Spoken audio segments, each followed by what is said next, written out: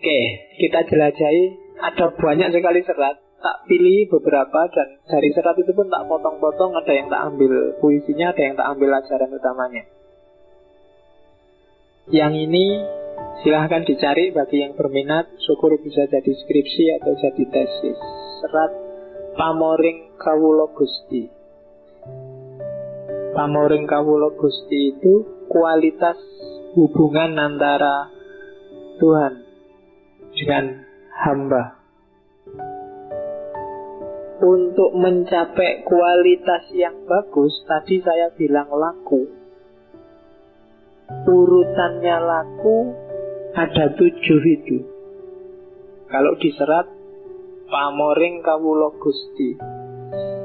Yang pertama, topo itu bisa kalian artikan puasa, poso, topo.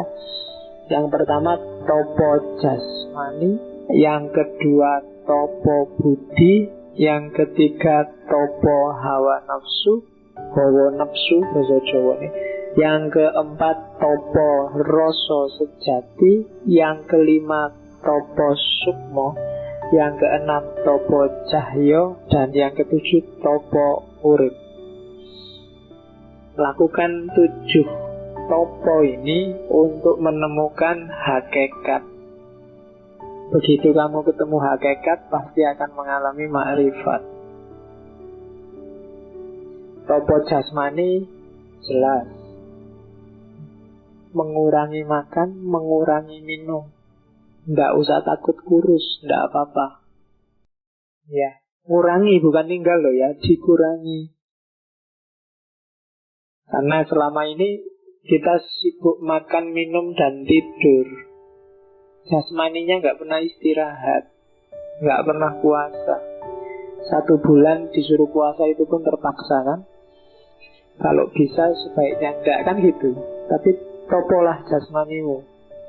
Wong ngaji aja masih sempat mikir minum kan kalian. Ya, tapi enggak apa-apa, monggo diminum kalau yang mau minum. Jadi topo jasmani. Yang kedua topo budi. Kalau topo budi itu ya, kalau tadi jasmaninya yang dikendalikan, sekarang akhlaknya. Berakhlak yang baik, yang terpuji, menghindari akhlak yang tercela. Itu topo budi. Puasalah akhlakmu. Tidak usah tanya yang tercela apa saja, yang terpuji apa aja, kamu sudah ngerti kok. Untuk urusan ini sebenarnya orang nggak perlu belajar. Asal pikirannya waras, akalnya jernih dan sehat, pasti ngerti. Iya, kamu nggak usah, Pak, saya belum belajar, Pak, ini filsafat etika dulu baru bisa, Pak. Nggak, wis ngerti. Asal pikiranmu jernih, mesti ngerti kalau bohong itu jelek, kalau curang itu jelek, makan haknya orang lain itu jelek. Nggak harus kalian baca buku tebel-tebel, nggak harus tanya kemana-mana. Tanya aja ke pikiranmu yang jernih, hatimu yang jernih, pasti ketemu. Dan jalankanlah, yang penting cuma itu sebenarnya. Wong kamu sejak MI juga sudah diajari oleh gurumu kan, mana baik mana buruk, tinggal dijalankan. Godaan banyak. Ingin jujur aja godaannya. Wah, kalau jujur nilainya nggak bisa A besok, Pak. Itu kan godaan sebenarnya. Dan kamu kalah dengan nilai A, kamu kalah dengan ijazah, kamu kalah dengan pacar. Pacarmu itu nggak usah kamu gombali, mungkin juga masih mau kok. Ngapain dadak dibohongi pakai gombal? Jujur aja lah, nggak apa-apa. Kalau pacarmu tanya, Mas, aku paling cantik nggak? Kalau paling sih mungkin enggak. Jadi kan jujur namanya, yang lebih cantik banyak. Nah, cuma yang mau cuma aku kan gitu. Nah iya kan jujur kan, kamu sering membiasakan diri tidak jujur sih, nanti jadi masalah loh. Nanti kalau kamu putus, loh katanya dulu aku paling cantik. Loh enggak, dulu kan aku bilangnya kalau paling cantik enggak lah, ada yang lebih cantik ya aku ganti no kan gitu. Itu karena jujur, jadi dia enggak terlalu sakit. Kalau kamu bohongi terus yang paling cantik, rame mesti. Oke, karena kesusahanmu itu biasanya kamu sendiri yang nanam, yang bikin susah. Terus yang ketiga, topo hawa nafsu.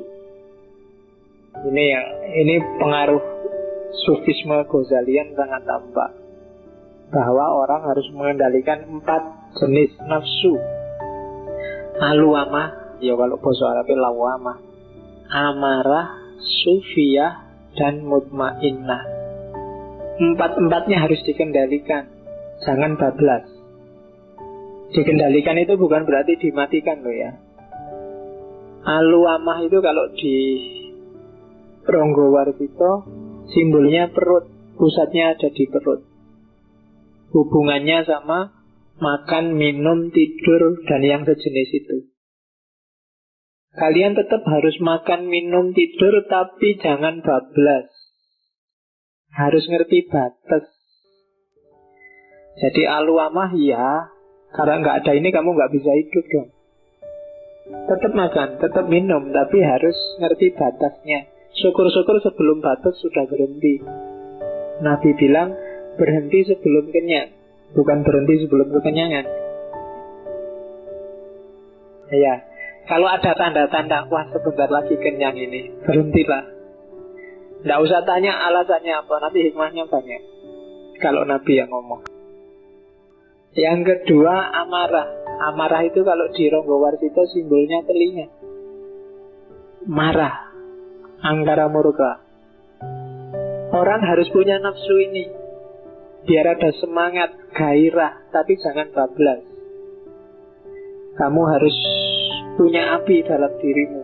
Kalau tidak gitu kamu kehilangan semangat, kehilangan gairah, tidak kreatif, tidak agresif, tidak pingin maju. Harus pingin maju, tapi jangan diumbar amarah ini. Kalau diumbar nanti kayak api, kecil jadi teman, besar jadi musuh.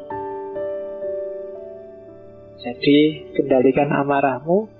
Yang ketiga sufiyah. Sufiyah simbolnya mata. Ini hubungannya sama nafsu seks, gairah natural laki-laki perempuan yang normal. Ada yang tidak normal kan ada aja. Ya, semoga di sini nggak ada, semoga normal aja. Apapun yang terjadi lebih enak normal. Ya, tidak usah neko-neko yang aneh-aneh. Jadi sufiyah harus lo ini, jangan kamu bertekad jadi pendeta tidak kawin, eman-eman. Lo ya kan, tidak boleh ada yang, tadi saya bilang tidak boleh ada yang mubadir. Kalau kamu tidak kawin ada yang mubadir nanti. Jadi harus dimanfaatkan, itu anugerahnya Allah. Cuma jangan bablas. Kalau bablas jadi perkara. Kamu harus ngerti batas. Jadi prinsipnya nafsu ini harus ngerti batas. Kapan harus maju, kapan harus mundur. Kamu harus ngerti mana yang boleh ditabrak, mana yang jangan ditabrak. Kalau yang jangan ditabrak kamu tabrak, pasti masalah. Percayalah. Entah besar, entah kecil, entah kapan, pasti akan ada masalah. Jadi nafsu sufiyah simbolnya mata. Saya tidak tahu, mungkin ini karena Ronggowarsito cerdas luar biasa. Biasanya bablasnya nafsu sufiyah ini karena mata. Ketika matamu tidak terkontrol, apalagi yang tiap hari bukai laptop dan loti gambar-gambar dan film-film, itu alamat sudah ya tidak terkendali. Yang keempat nafsu mutmainnah. Mutmainnah ini biasanya nafsu dianggap paling bagus, tapi juga jangan bablas. Orang yang bablas di mutmainnah, dia akan jadi orang yang kasarnya namanya konyol, berkorban untuk orang lain. Dirinya sendiri sengsara, baik pada orang lain, dirinya sendiri susah. Itu bisa bablas ke sana. Baik hati kalau kebablasan juga jelek, tidak mendidik, mencelakakan diri sendiri. Jadi nafsu mutmainnah bagus, tapi juga harus dikontrol. Kalau kamu punya uang 3.000, kalau mau sedekah ya 1.000 saja. Jangan buka dompet dikasih semua. Itu namanya tidak cerdas.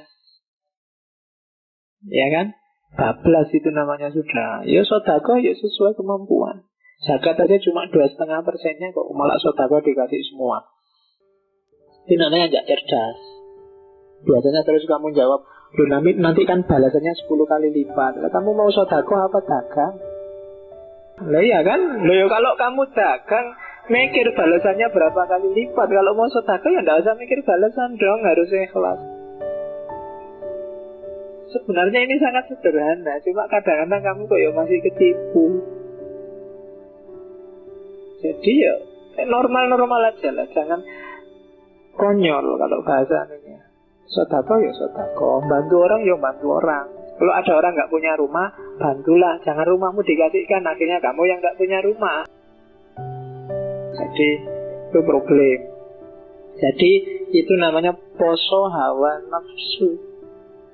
Jadi kontrol hawa yang ada dalam dirimu, baik yang di level alwamah, amarah, sufiyah maupun mutmainnah. Terus yang keempat, topo rasa sejati. Ini semacam sering-seringlah memusatkan perhatian pada Allah. Bawalah Allah kemana-mana, dalam kondisi apapun, untuk apapun.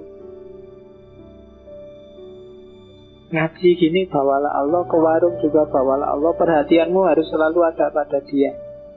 Kayak kamu sedang jatuh cinta itu loh. Lagi ngaji kayak gini, pacarku sedang ngapain ya kalau pas tak tinggal. Lagi di mall, wah ini kalau tak beli ini dia mesti pantas, dia mesti bagus. Lagi kuliah, ada yang ngampelin gak ya tak tinggal kuliah kayak gini. Jadi yang di pikiranmu kan dia terus, pacarmu terus. Nah, gantilah pacarmu itu dengan Allah. Sedang apapun saja, fokus perhatianmu hanya pada Allah, hanya pada Tuhan. Itu namanya topo rasa sejati. Rasamu hanya nyambungnya sama Allah. Passionmu kalau bahasanya anak sekarang itu hanya Allah. Yang tidak ada baunya Allah kamu tidak suka. Meskipun mungkin hasratmu mau ke situ, tapi Allah nggak suka yang begitu. Sama kayak kamu mau beli baju, beli jaket, terus kalau aku pakai kayak gini pacarku nggak suka, enggak. Itu namanya topo rasa, tapi yang sejati. Dan yang sejati hanya Allah. Yang kelima, topo sukmo. Kalau topo sukmo itu membersihkan batin, menjernihkan hati, terus hidup harmonis dengan orang lain dan dengan sesama. Jadi gimana caranya kamu harmonis, tidak menang-menangan, tidak juga jadi kalah-kalahan, tidak zoliman au mazluman, tidak zolim, tidak juga diam saja kalau dizolimi. Hidup yang harmonis. Kita bagian dari alam semesta, tapi juga jadi khalifahnya alam semesta. Menyeimbangkan kedudukan sebagai hambanya Allah, tapi juga sekaligus wakilnya Allah di muka bumi. Itu topo sukmo. Jadi hidup yang seimbang. Kita hamba sekaligus penguasa di level kita, karena kita wakilnya Allah. Jadi tulus ikhlas, batin jernih, harmonis. Yang keenam, topo cahyo. Ini levelnya lebih tinggi lagi. Begitu nyampe di level topo cahyo, semua kilauan dunia sudah nggak nyantol lagi di batin kita. Saking cintanya kita sama Allah. Jadi segala cahaya duniawi tidak lagi menarik buat kita. Satu-satunya yang menarik hanya Allah. Dan puncaknya adalah topo urip. Ketika hidup kita 100% sepenuhnya kita pasrahkan pada Allah. Bahkan di level beberapa sufi yang filosofis, aku hilang, yang ada hanya Allah. Sehingga kadang-kadang tercetus satu hat, ana al-haq, akulah Allah, karena aku yang manusia itu sebenarnya tidak ada. Aku ada itu tidak ada, yang ada aku Allah. Dan itu level paling tinggi, namanya topo urip. Semakin tinggi kualitas kita, ya pamor ring kawula Gusti semakin bercahaya. Pamor itu kan semacam ada cahayanya. Semakin level kita naik, ya semakin cahayanya terang. Jadi kalau kita hanya bisa topo jasmani, ya cahayanya mungkin tidak terlalu terang. Topo budi lebih terang, topo hawa nafsu lebih terang lagi, terus sampai level paling puncak topo urip. Ketika topo urip, yang tersisa hanya cahayanya saja. Nah, itu serat pamoring kawulo Gusti.